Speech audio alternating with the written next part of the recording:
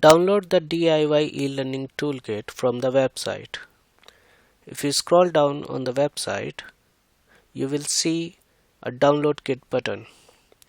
Click on the download kit button and the download will start at the bottom left corner of the screen. Click on this arrow and select Show in Folder option. You will see the zip file in your Downloads folder.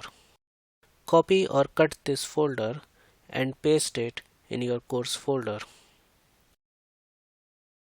For example, I have created a new folder called DIY course.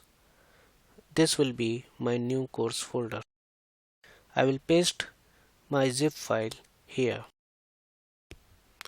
Let's unzip this toolkit in this folder.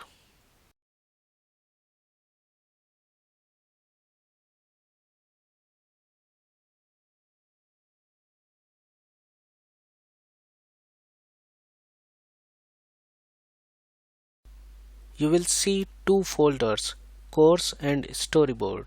You don't need the zip file anymore, so you can delete this. Open the storyboard folder and you will see all the Word documents that you need to create this course.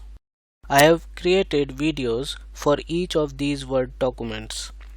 In those videos, you will see how to use these Word documents to create e-learning course.